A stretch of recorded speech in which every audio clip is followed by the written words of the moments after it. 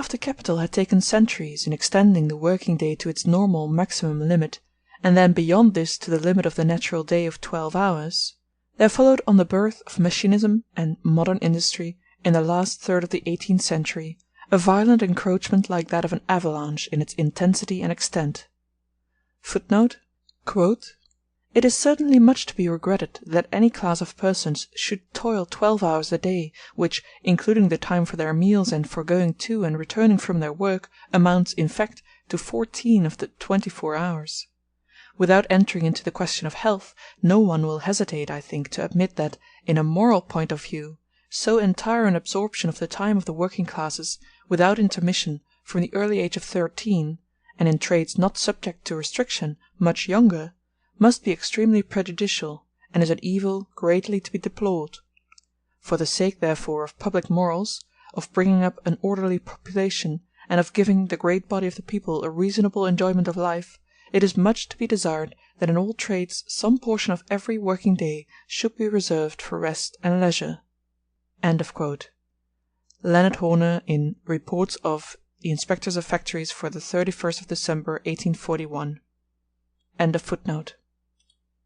All bounds of morals and nature, age and sex, day and night were broken down.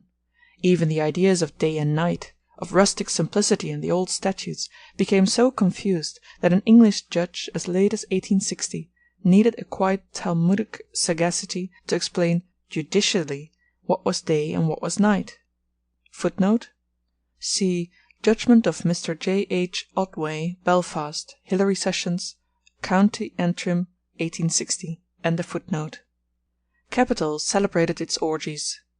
As soon as the working class, stunned at first by the noise and turmoil of the new system of production, recovered, in some measure, its senses, its resistance began, and first in a native land of machinism, in England.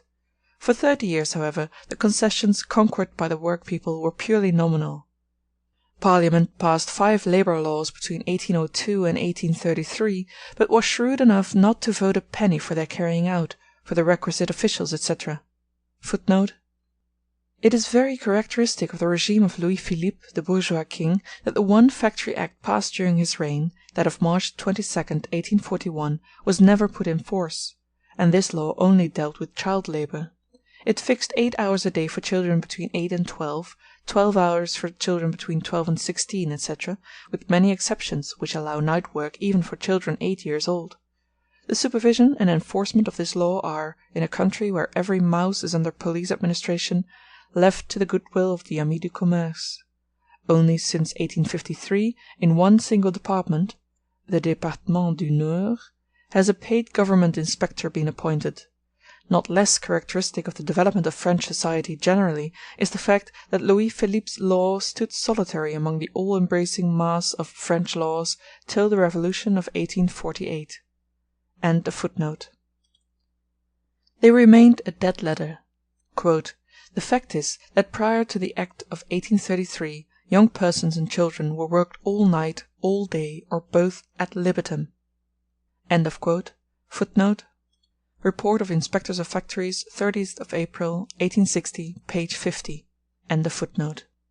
A normal working day for modern industry only dates from the Factory Act of 1833, which included cotton, wool, flax, and silk factories. Nothing is more characteristic of the spirit of capital than the history of the English Factory Acts from 1833 to 1864.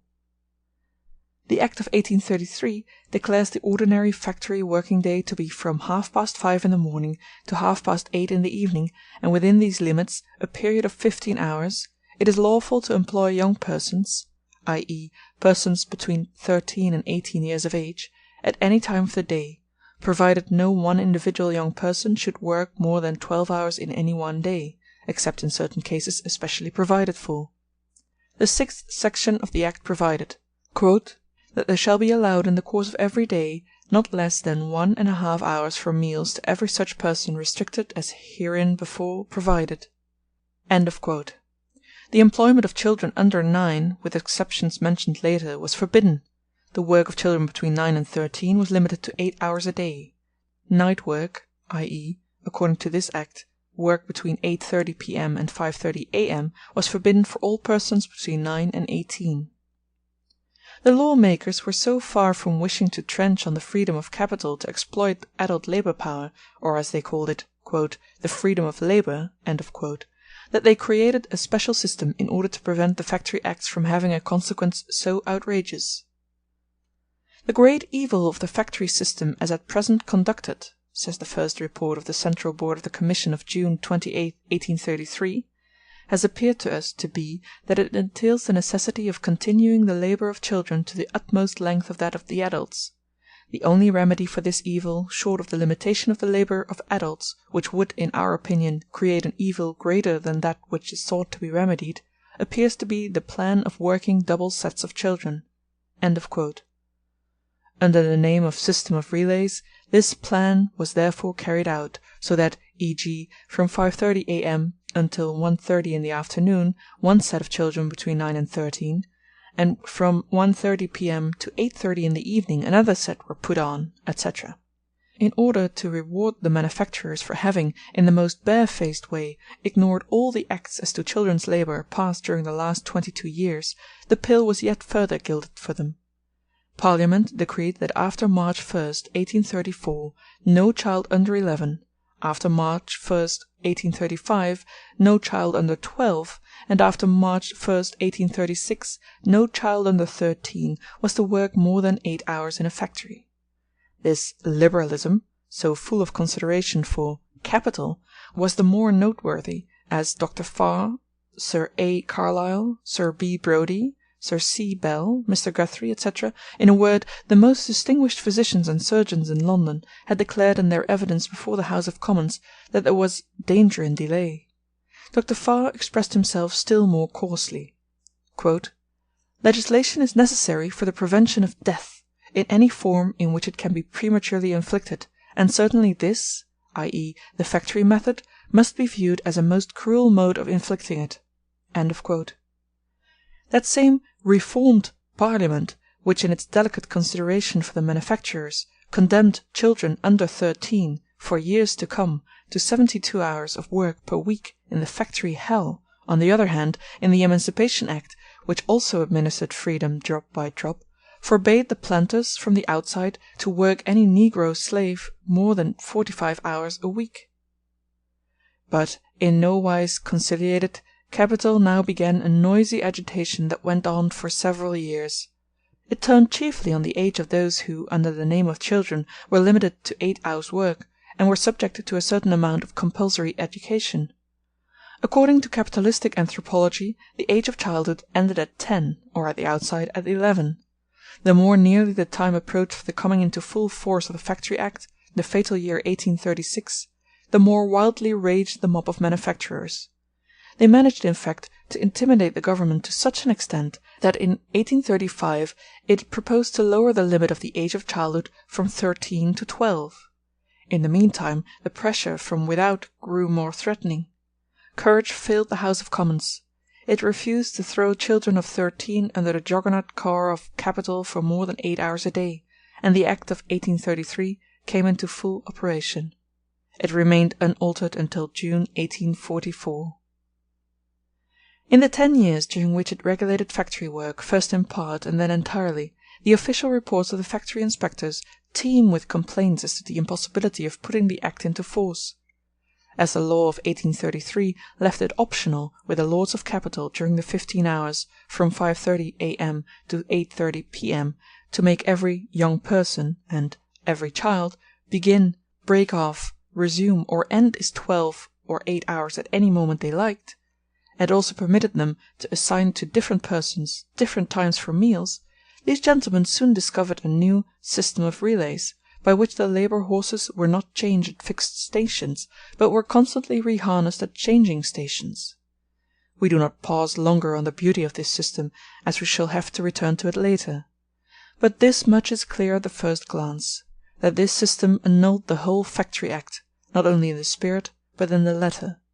How could factory inspectors, with this complex bookkeeping in respect to each individual child or young person, enforce the legally determined work time and the granting of the legal meal times?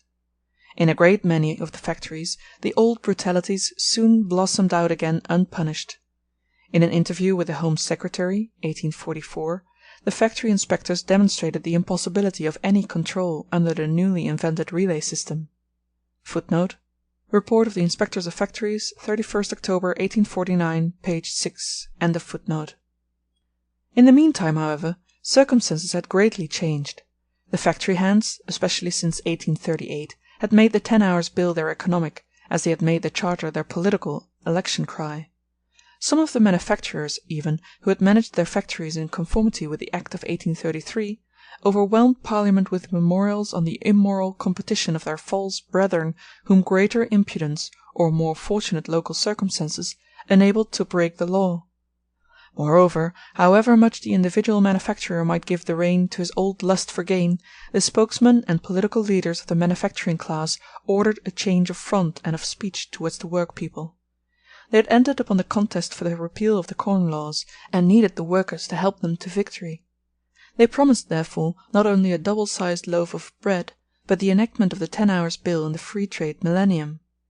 Footnote: Report of the Inspectors of Factories, 31st October 1848, page 98. End of footnote.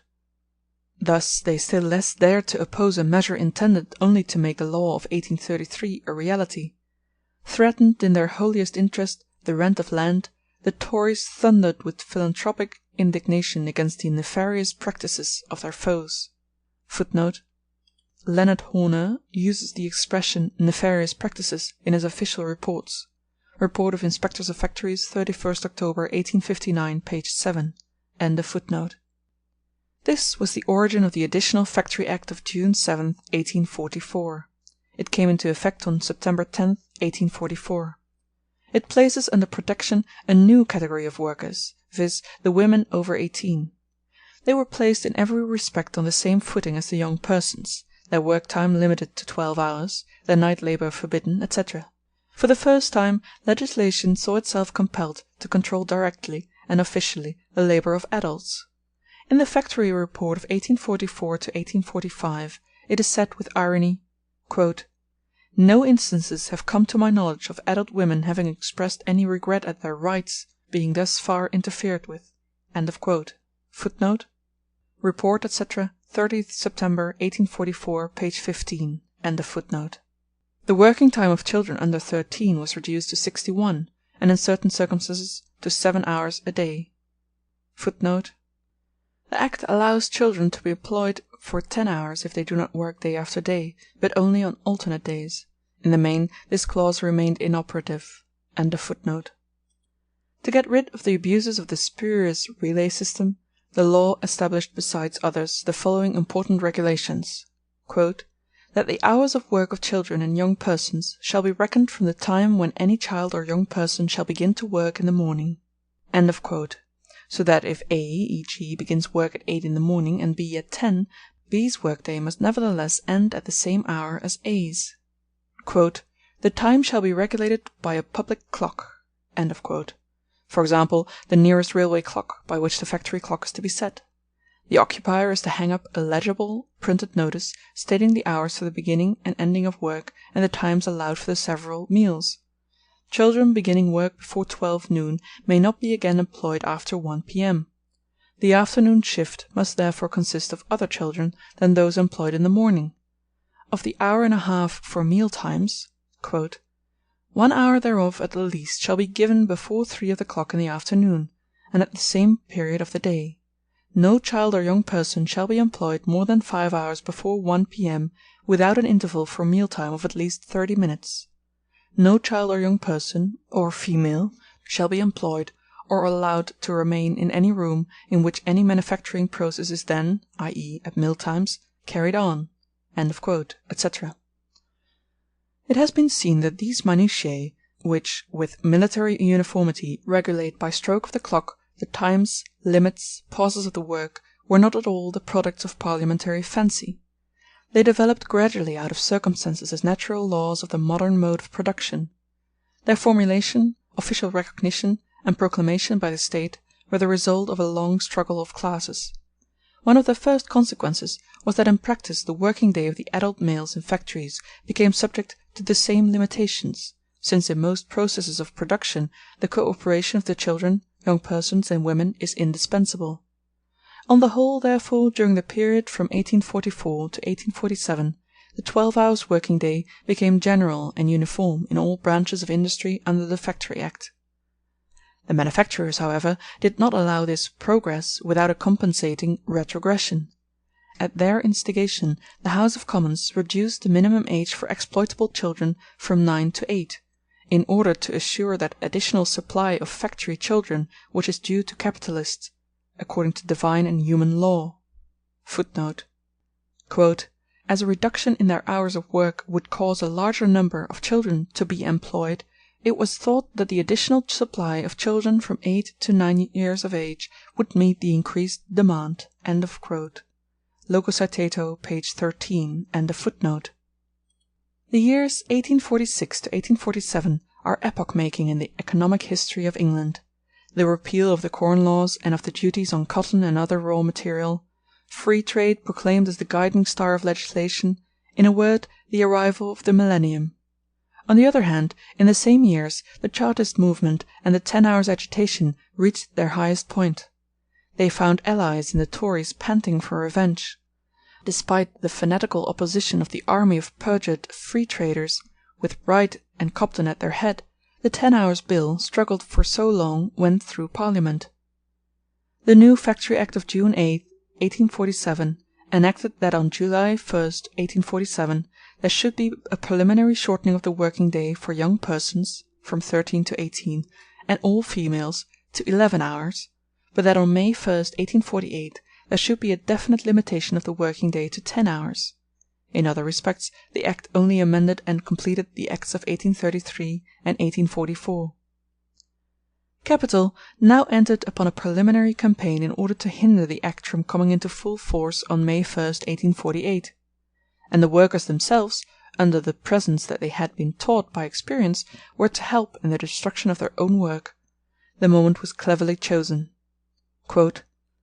"It must be remembered, too, that there has been more than 2 years of great suffering, in consequence of the terrible crisis of 1846 to 1847, among the factory operatives, from many mills having worked short time, and many being altogether closed. A considerable number of the operatives must therefore be in very narrow circumstances, many, it is to be feared, in debt, so that it might fairly have been presumed that at the present time they would prefer working the longer time in order to make up for past losses, perhaps to pay off debts, or get their furniture out of pawn, or replace that sold, or to get a new supply of clothes for themselves and their families." Footnote: Report of the Inspectors of Factories, 31st October 1848, page 16, and a footnote. The manufacturers tried to aggravate the natural effect of these circumstances by a general reduction of wages by 10%. This was done, so to say, to celebrate the inauguration of the new free trade era.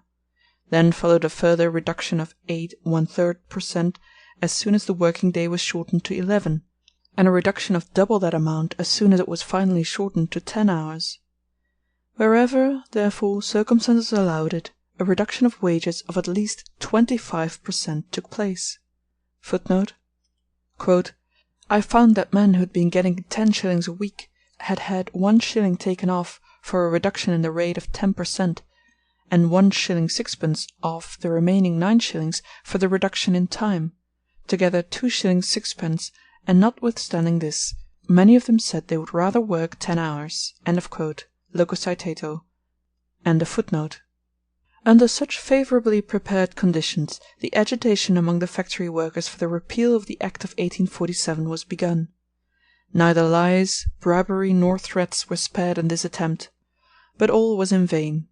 Concerning the half-dozen petitions in which workpeople were made to complain of their oppression by the Act, the petitioners themselves declared under oral examination that their signatures had been extorted from them. "They felt themselves oppressed, but not exactly by the Factory Act." Footnote: "Though I signed it (the petition), I said at the time I was putting my hand to a wrong thing. Then why did you put your hand to it? Because I should have been turned off if I had refused. Whence it would appear that this petitioner felt himself oppressed, but not exactly by the Factory Act." Logo citato, page 102, and a footnote. But if the manufacturers did not succeed in making the workpeople speak as they wished, they themselves shrieked all the louder in press and parliament in the name of the workpeople. They denounced the factory inspectors as a kind of revolutionary commissioners, like those of the French National Convention, ruthlessly sacrificing the unhappy factory workers to their humanitarian crotchet. This manoeuvre also failed. Factory Inspector Leonard Horner conducted in his own person, and through his sub-inspectors, many examinations of witnesses in the factories of Lancashire. About 70% of the workpeople examined declared in favour of 10 hours, a much smaller percentage in favour of 11, and an altogether insignificant minority for the old 12 hours. Footnote: page 17 loco citato. In Mr. Horner's district 10,270 adult male labourers were thus examined in 181 factories. Their evidence is to be found in the appendix to the factory reports for the half-year ending October 1848. These examinations furnish valuable material in other connections also. End of footnote. Another friendly dodge was to make the adult males work 12 to 15 hours, and then to blazon abroad this fact as the best proof of what the proletariat desired in its heart of hearts. But the ruthless factory inspector Leonard Horner was again to the fore.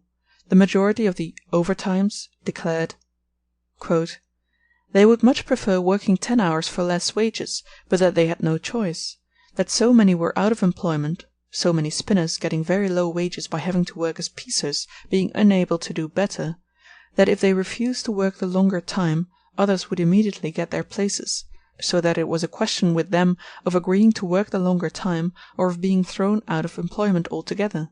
End of quote.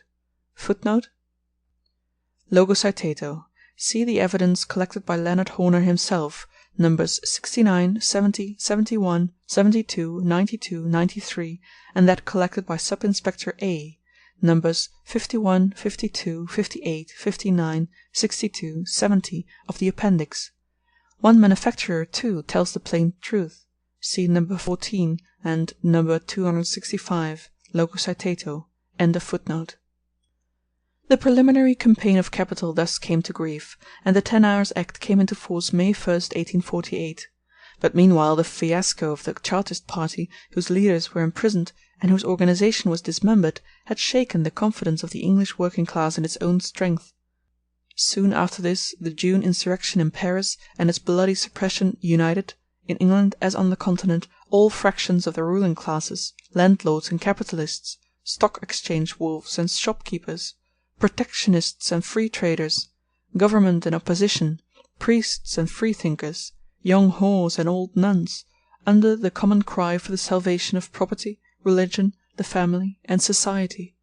The working class was everywhere proclaimed, placed under a ban, under a virtual law of suspects. The manufacturers had no need any longer to restrain themselves.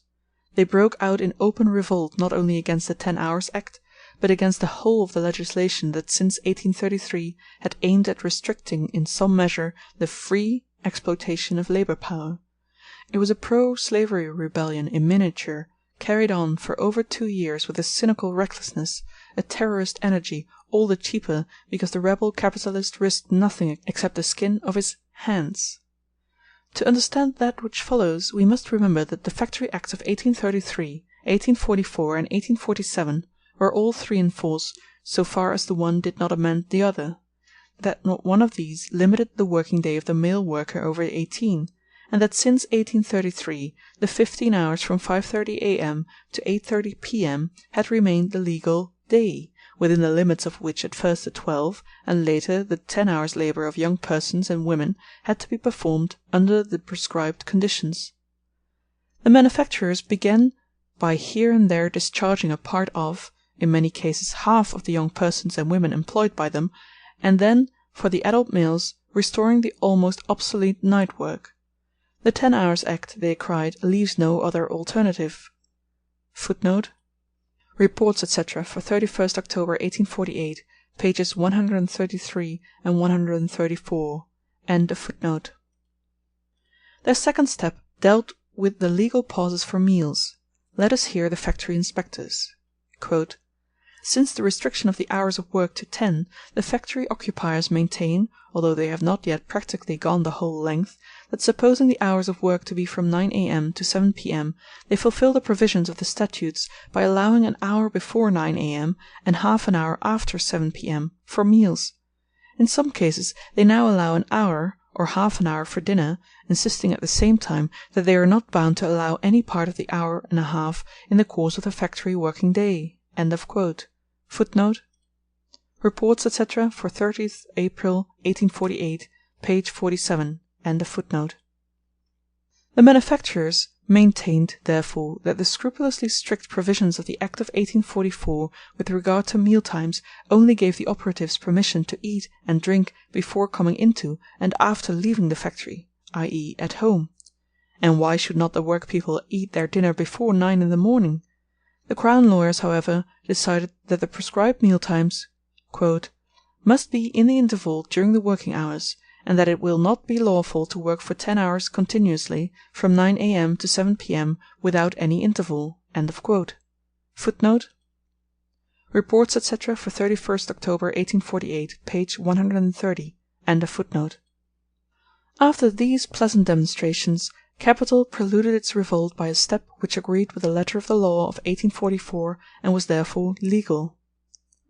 The Act of 1844 certainly prohibited the employment after 1 p.m. of such children from 8 to 13 as had been employed before noon, but it did not regulate in any way the 6½ hours' work of the children whose work time began at 12 midday or later.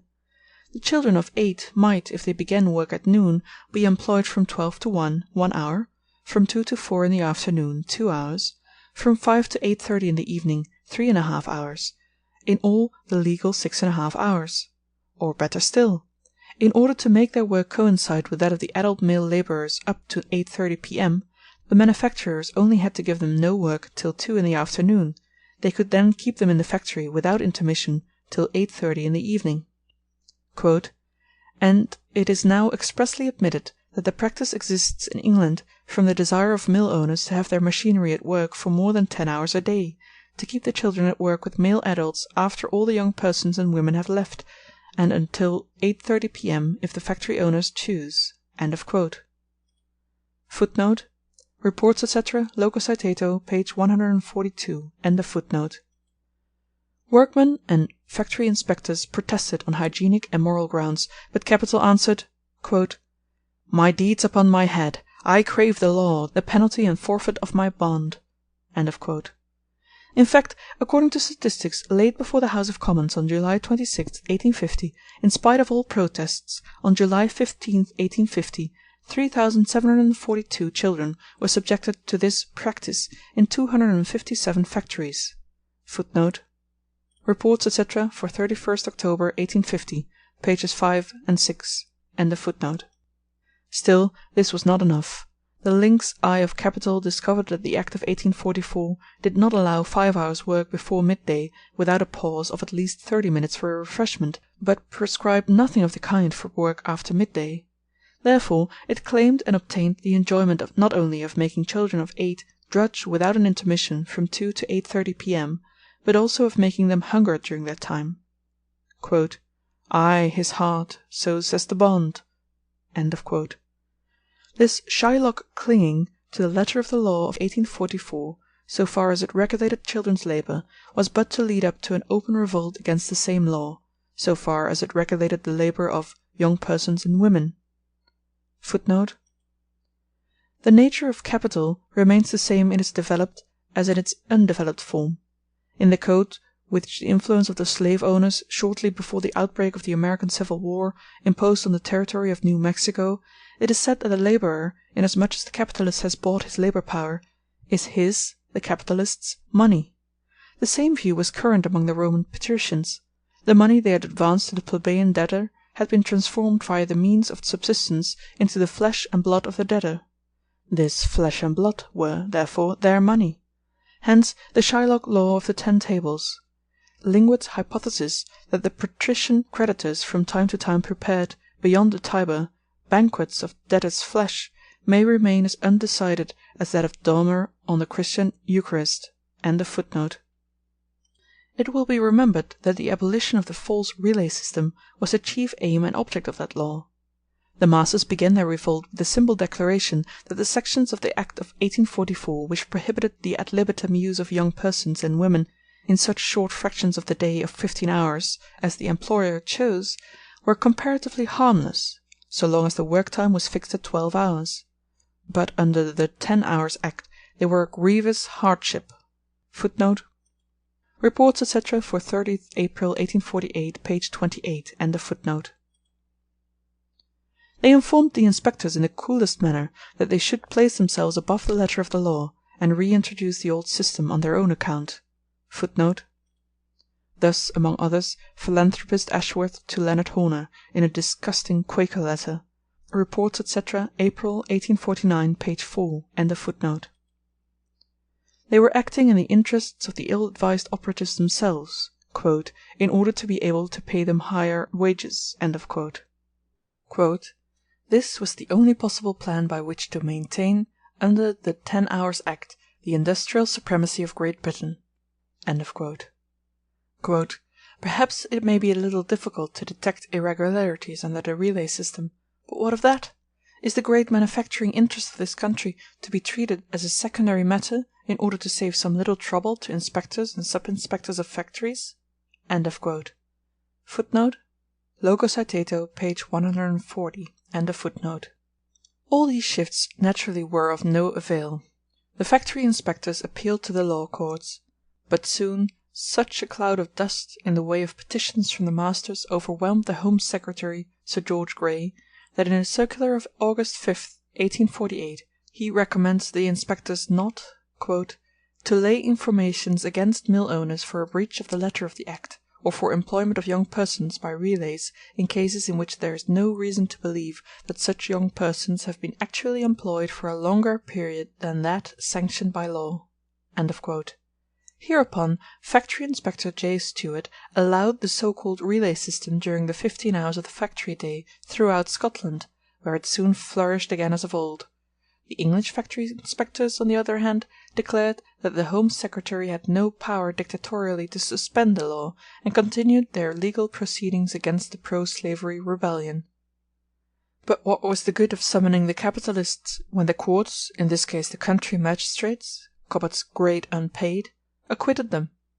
In these tribunals the masters sat in judgment on themselves. An example: one Escrick, cotton spinner of the firm of Kershaw, Lees & Co., had laid before the factory inspector of his district the scheme of a relay system intended for his mill. Receiving a refusal, he at first kept quiet.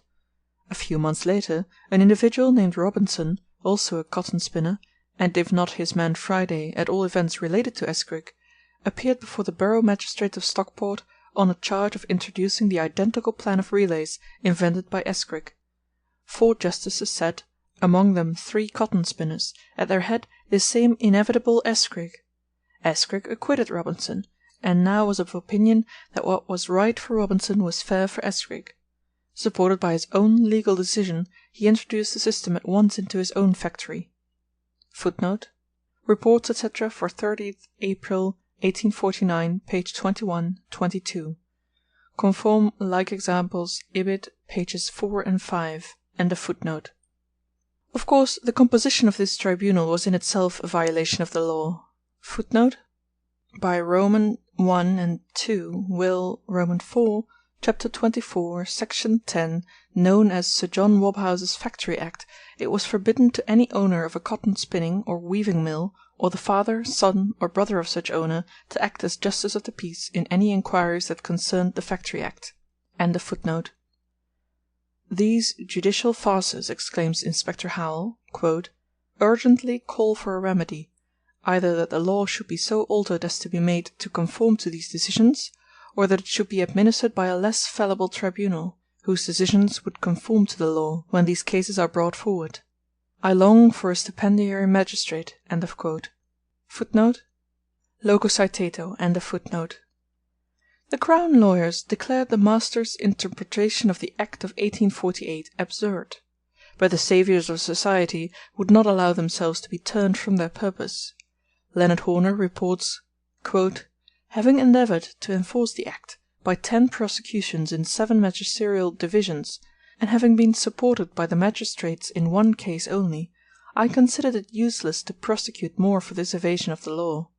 That part of the Act of 1848 which was framed for securing uniformity in the hours of work is thus no longer in force in my district, Lancashire. Neither have the sub-inspectors or myself any means of satisfying ourselves, when we inspect a mill working by shifts, that the young persons and women are not working more than 10 hours a day. In a return of the 30th of April of mill owners working by shifts, the number amounts to 114, and has been for some time rapidly increasing. In general, the time of working the mill is extended to 13½ hours from 6 a.m. to 7:30 p.m. In some instances it amounts to 15 hours, from 5:30 a.m. to 8:30 p.m. Footnote: Reports, etc. for 30th April 1849, page 5. Already in December 1848 Leonard Horner had a list of 65 manufacturers and 29 overlookers who unanimously declared that no system of supervision could, under this relay system, prevent enormous overwork. Footnote: Reports, etc. for 31st October 1849, page 6. Now the same children and young persons were shifted from the spinning room to the weaving room, now during 15 hours from one factory to another. Footnote: Reports, etc. for 30th April 1849, page 21. How was it possible to control a system which, "under the guise of relays, is some one of the many plans for shuffling the hands about in endless variety, and shifting the hours of work and of rest for different individuals throughout the day, so that you may never have one complete set of hands working together in the same room at the same time?" Footnote: Reports, etc. for 31st October 1848, page 95. But altogether independently of actual overwork, this so-called relay system was an offspring of capitalistic fancy, such as Fourier, in his humorous sketches of Cours Séance, has never surpassed, except that the extraction of labour was changed into the extraction of capital. Look, for example, at those schemes of the masters which the respectable press praised as models of what a reasonable degree of care and method can accomplish. The personnel of the workpeople was sometimes divided into from 12 to 14 categories, which themselves constantly changed and recharged their constituent parts. During the 15 hours of the factory day, capital dragged in the labourer now for 30 minutes, now for an hour, and then pushed him out again, to drag him into the factory and to thrust him out afresh, hounding him hither and thither in scattered threads of time, without ever losing hold of him until the full 10 hours' work was done. As on the stage, the same persons had to appear in turns in the different scenes of the different acts. But as an actor during the whole course of the play belongs to the stage, so the operatives during 15 hours belonged to the factory, without reckoning the time for going and coming. Thus the hours of rest were turned into hours of enforced idleness, which drove the youths to the pothouse and the girls to the brothel. At every new trick the capitalist from day to day hit upon for keeping his machinery going 12 or 15 hours without increasing the number of his hands, the worker had to swallow his meals now in this fragment of time, now in that. At the time of the 10 hours' agitation, the masters cried out that the working mob petitioned in the hope of obtaining 12 hours' wages for 10 hours' work. Now they reversed the medal. They paid 10 hours' wages for 12 or 15 hours' lordship over labour power. Footnote: See Reports, etc. for 30th April 1849, page 6, and the detailed explanation of the "shifting system" by Factory Inspectors Howell and Saunders in Reports, etc. for 31st October 1848. See also the petition to the Queen from the clergy of Ashton and vicinity in the spring of 1849 against the shift system. This was the gist of the matter, this the master's interpretation of the 10 hours' law. These were the same unctuous free traders, perspiring with a love of humanity, who for full 10 years, during the anti-corn law agitation, had preached to the operatives, by a reckoning of pounds, shillings, and pence, that with free importation of corn and with the means possessed by English industry, 10 hours' labour would be quite enough to enrich the capitalists. Footnote. Conform, for example, the factory question in the 10 Hours Bill, by R. H. Gregg, 1837. End of footnote. This revolt of capital, after 2 years, was at last crowned with victory by a decision of one of the 4 highest courts of justice in England, the Court of Exchequer, which in a case brought before it on February 8, 1850, decided that the manufacturers were certainly acting against the sense of the Act of 1844, but that this Act itself contained certain words that rendered it meaningless. Quote, "By this decision the 10 Hours Act was abolished." End of quote. Footnote. Frederick Engels, The English 10 Hours Bill, in the Neue Rheinische Zeitung, Politisch-Ökonomische Revue, edited by K. Marx, April number 1850, page 13. The same high court of justice discovered, during the American Civil War, a verbal ambiguity which exactly reversed the meaning of the law against the arming of pirate ships. End of footnote. A crowd of masters, who until then had been afraid of using the relay system for young persons and women, now took it up heart and soul. Footnote.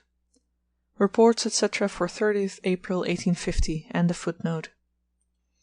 But on this apparently decisive victory of capital followed at once a revulsion. The workpeople had hitherto offered a passive, although inflexible and unremitting persistence. They now protested in Lancashire and Yorkshire in threatening meetings.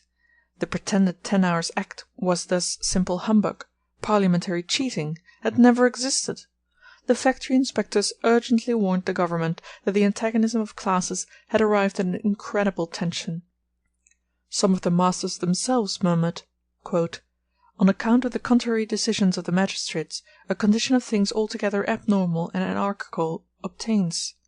One law holds in Yorkshire, another in Lancashire; one law in one parish of Lancashire, another in its immediate neighbourhood. The manufacturer in large towns could evade the law; the manufacturer in country districts could not find the people necessary for the relay system, still less for the shifting of hands from one factory to another." End of quote, etc. And the first birthright of capital is equal exploitation of labour power by all capitalists. Under these circumstances a compromise between masters and men was effected that received the seal of Parliament in the Additional Factory Act of August 5, 1850. The working day for young persons and women was raised from 10 to 10½ hours for the first 5 days of the week, and shortened to 7½ on the Saturday. The work was to go on between 6 a.m. and 6 p.m. Footnote. In winter from 7 a.m. to 7 p.m. may be substituted, end the footnote. With pauses of not less than 1½ hours for meal times, these meal times to be allowed at one and the same time for all, and conformably to the conditions of 1844. By this an end was put to the relay system once for all. Footnote. Quote, "The present law of 1850 was a compromise whereby the employed surrendered the benefits of the 10 Hours Act for the advantage of one uniform period for the commencement and termination of the labour of those whose labour is restricted." End of quote. Reports, etc., for 30th April 1852, page 14. End of footnote. For children's labour, the Act of 1844 remained in force. One set of masters, this time as before, secured to itself special seigneurial rights over the children of the proletariat. These were the silk manufacturers.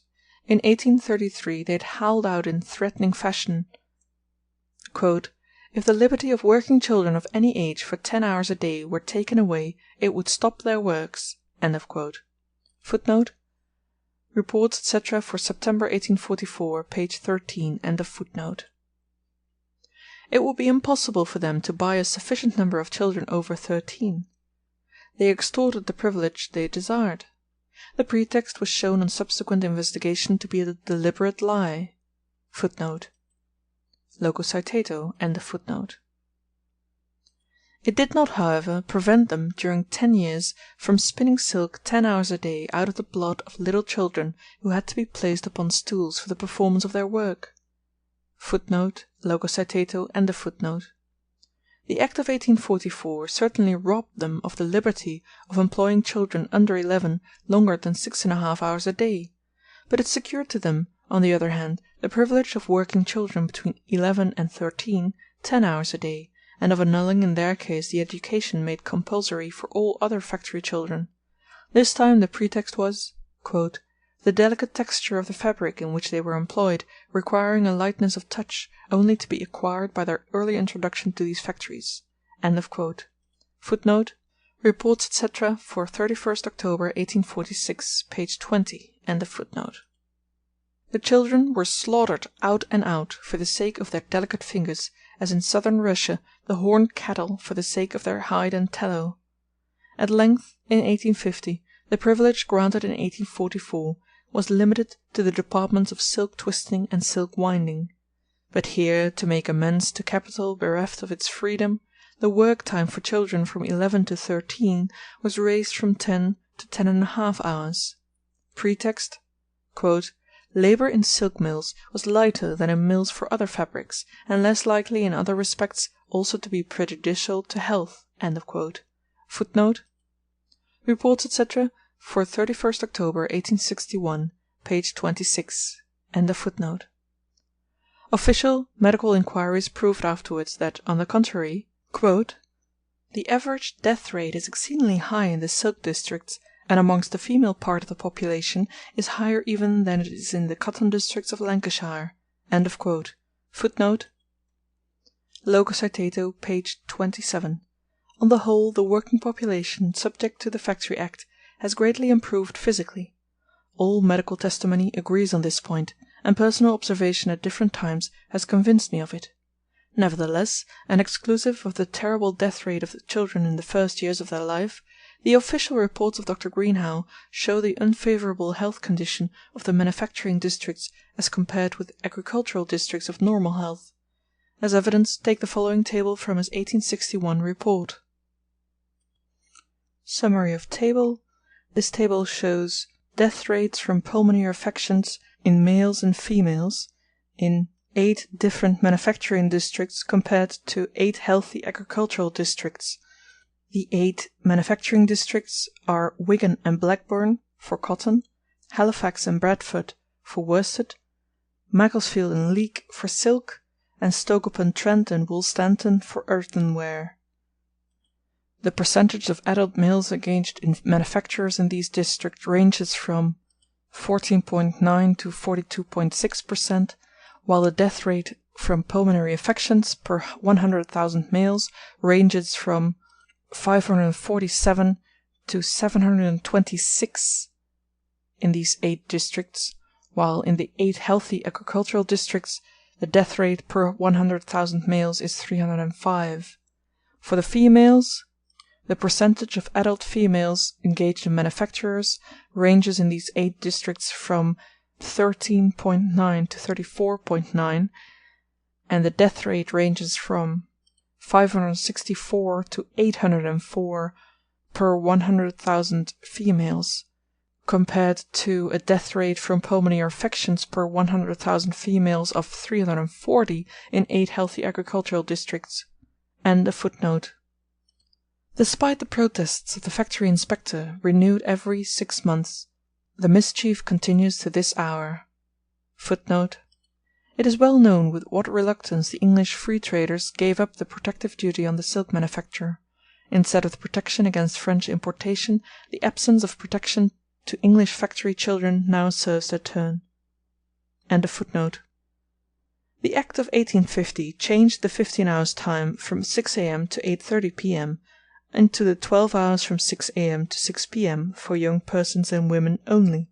It did not, therefore, affect children, who could always be employed for half an hour before and 2½ hours after this period, provided the whole of their labour did not exceed 6½ hours. Whilst the bill was under discussion, the factory inspectors laid before Parliament statistics of the infamous abuses due to this anomaly. To no purpose. In the background lurked the intention of screwing up, during prosperous years, the working day of adult males to 15 hours by the aid of the children. The experience of the 3 following years showed that such an attempt must come to grief against the resistance of the adult male operatives. The Act of 1850 was therefore finally completed in 1853 by forbidding the "employment of children in the morning before and in the evening after young persons and women." Henceforth, with a few exceptions, the Factory Act of 1850 regulated the working day of all workers in the branches of industry that come under it. During 1859 and 1860, the zenith years of the English cotton industry, some manufacturers tried, by the decoy bait of higher wages for overtime, to reconcile the adult male operatives to an extension of the working day. The hand-mule spinners and self-actor mincers put an end to the experiment by a petition to their employers in which they say, "Plainly speaking, our lives are to us a burthen, and, while we are confined to the mills nearly 2 days a week more than the other operatives of the country, we feel like helots in the land, and that we are perpetuating a system injurious to ourselves and future generations. This, therefore, is to give you most respectful notice that when we commence work again after the Christmas and New Year's holidays, we shall work 60 hours per week, and no more, or from 6 to 6, with 1 hour and a half out." Reports, etc., for 30th April 1860, page 30. Since the passing of the first Factory Act half a century had elapsed. On the means that the wording of this Act afforded for its violation of the parliamentary return, Factories Regulation Act, 6th August 1859, and in it Leonard Horner's suggestions for amending the Factory Acts to enable the inspectors to prevent illegal working now becoming very prevalent. Factory legislation for the first time went beyond its original sphere in the Print Works Act of 1845. The displeasure with which Kapital received this new extravagance speaks through every line of the Act. It limits the working day for children from 8 to 13, and for women to 16 hours, between 6 a.m. and 10 p.m., without any legal pause for meal times. It allows males over 13 to be worked at will day and night. Children of the age of 8 years and upwards have, indeed, been employed from 6 a.m. to 9 p.m. during the last half year in my district." Reports, etc., for 31st October 1857, page 39. It is a parliamentary abortion. "The Print Works Act is admitted to be a failure both with reference to its educational and protective provisions." Reports, etc., for 31st October 1862, page 52. However, the principle had triumphed with its victory in those great branches of industry which form the most characteristic creation of the modern mode of production. Their wonderful development from 1853 to 1860, hand in hand with the physical and moral regeneration of the factory workers, struck the most purblind.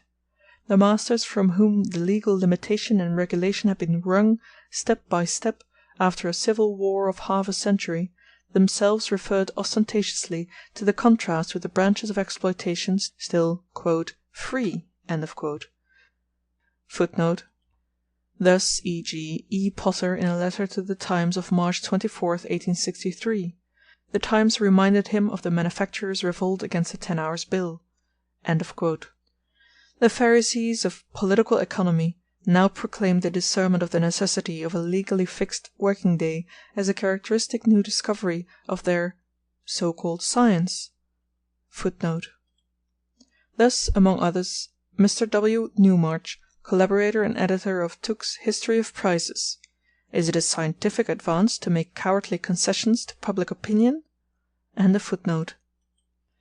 It will be easily understood that after the factory magnates had resigned themselves and become reconciled to the inevitable, the power of resistance of capital gradually weakened, whilst at the same time the power of attack of the working class grew with a number of its allies in the classes of society not immediately interested in the question. Hence the comparatively rapid advance since 1860. The dye works and bleach works all came under the Factory Act of 1850 in 1860. Lace and stocking manufacturers in 1861.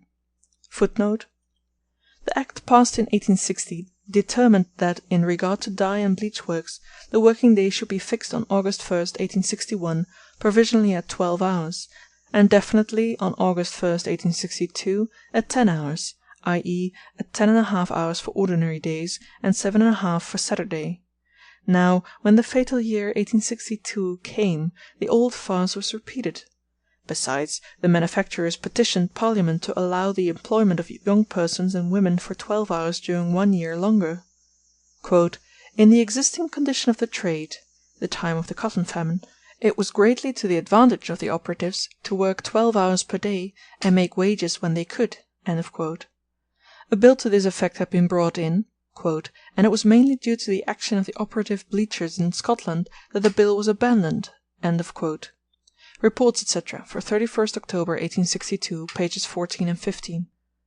Thus defeated by the very workpeople in whose name it pretended to speak, Kapital discovered, with the help of lawyers' spectacles, that the Act of 1860, drawn up, like all the Acts of Parliament for the protection of labour, in equivocal phrases, gave them a pretext to exclude from its working the calendarers and finishers.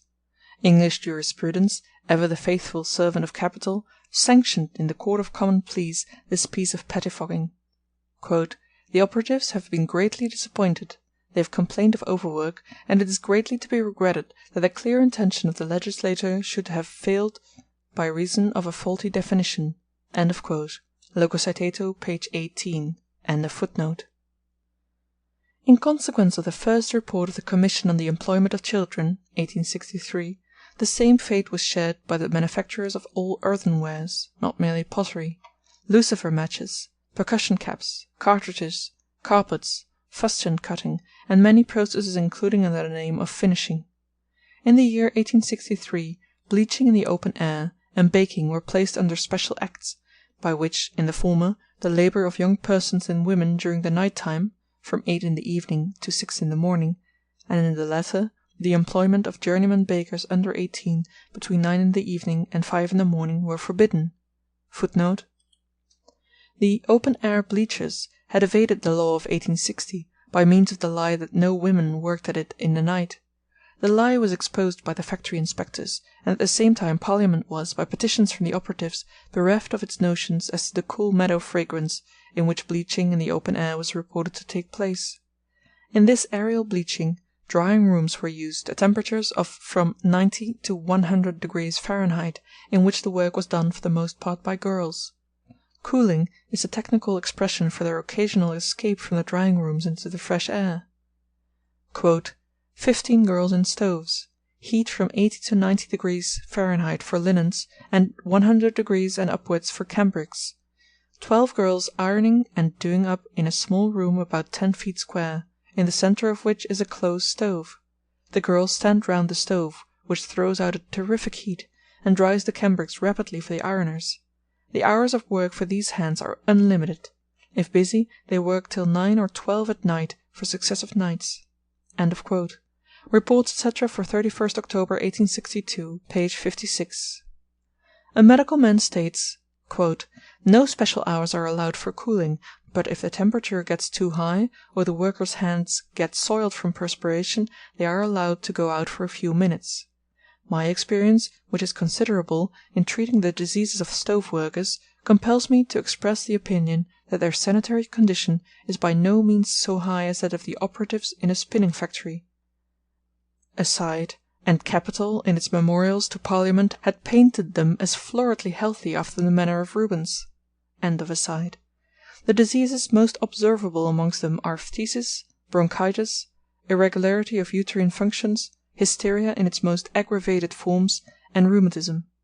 All of these, I believe, are either directly or indirectly induced by the impure, overheated air of the apartments in which the hands are employed, and the want of sufficient comfortable clothing to protect them from the cold, damp atmosphere in winter, when going to their homes." Logo Citato, pages 56 and 57. The factory inspectors remarked on the supplementary law of 1860, torn from these open-air bleachers. "The Act has not only failed to afford that protection to the workers which it appears to offer, but contains a clause, apparently so worded that, unless persons are detected working after 8 o'clock at night, they appear to come under no protective provisions at all, and if they do so work, the mode of proof is so doubtful that a conviction can scarcely follow." Logo Citato, page 52.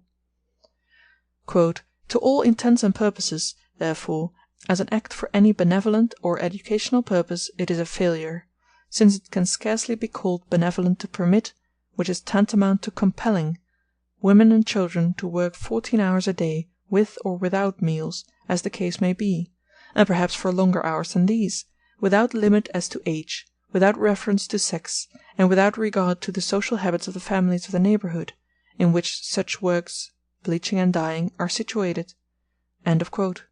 Reports, etc., for 30th April 1863, page 40.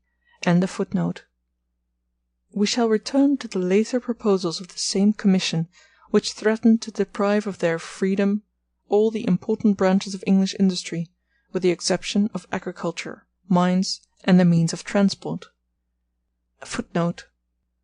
Note to the second edition: since 1866, when I wrote the above passages, a reaction has again set in.